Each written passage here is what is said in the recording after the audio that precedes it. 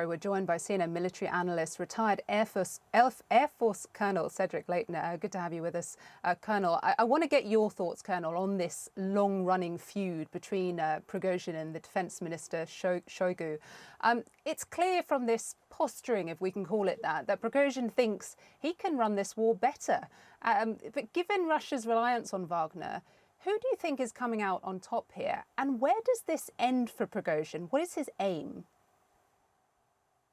Yeah, that's a very good question, Christina. It's great to be with you. The basic problem that the Russians have, of course, is that their normal military, the regular armed forces, those that belong to the Ministry of Defense, have not performed well at all in the aggregate when you look at the totality of the war in Ukraine. So what Prigozhin's aim appears to be is that he wants to not only tout himself as being, in essence, a warlord, a commander of troops, someone who can actually get things done in the Ukrainian theater, but also somebody who is positioning himself to replace, at a minimum, the Ministry of Defense as the actionable force and possibly subsume the powers of the Ministry of Defense and the general staff of the Russian army, and then potentially put himself in line for succession to Putin.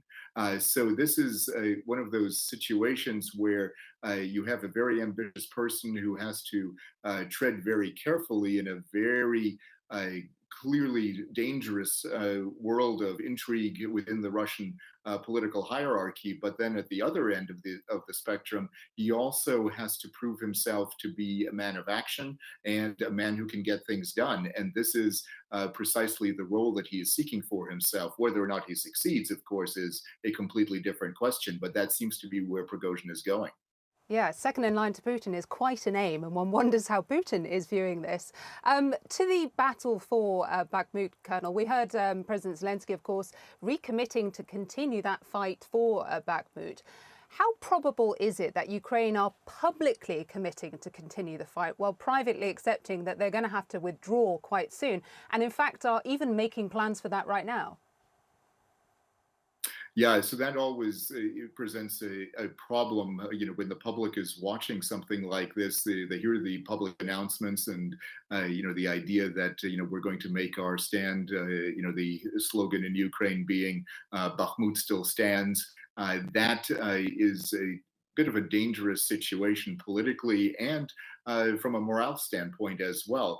So the best way, I think, for the Ukrainian leadership to move forward in this particular case is to accept military reality, to move their troops, save as many as they possibly can, and use their new defensive positions, which I would say would be best to the west of Bakhmut, use those as a springboard to capture and possibly even encircle some Russian forces as they move forward, and then use it as a springboard for a further offensive during the springtime. So that's a bit of an ambitious goal, but it's something that the Ukrainians, if they get the right supplies from the West, if they are resupplied with ammunition, with weapon systems such as drones, and possibly other things, but they're definitely going to get drones and artillery shells. So these are going to be the important things that they will need in order to prosecute at least part of a counteroffensive, and that's really what they should be focused on.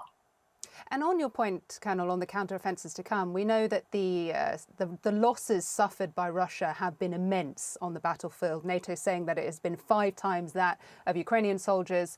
So even if Ukraine are defeated in Bakhmut, how much of a tactical advantage will they have in those counteroffensives to come, purely because they have ground the Russians down and managed to hold that line?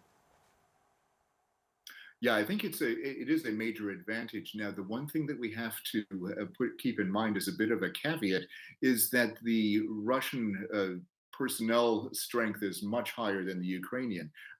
Just in terms of population pre-war, Ukraine had about a fourth of the population of the Russian Federation and about a tenth the size of its defense budget. So there, that's the paper difference. However, the real difference, the one that you see on the battlefield, is one in which the Ukrainians have a decided advantage because they have tremendous command and control capabilities. They give initiative to the lower echelons, which the Russians do not do. And it's a much better organized military structure on the Ukrainian side.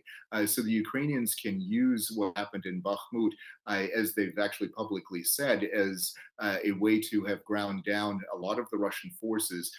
But they have to be very careful that they themselves don't get caught in that vortex around Bakhmut and that they can, in essence, live to fight another day. Colonel, it is always very valuable to have your perspective on this, especially as we are trying to figure out what comes next. Thank you for your time.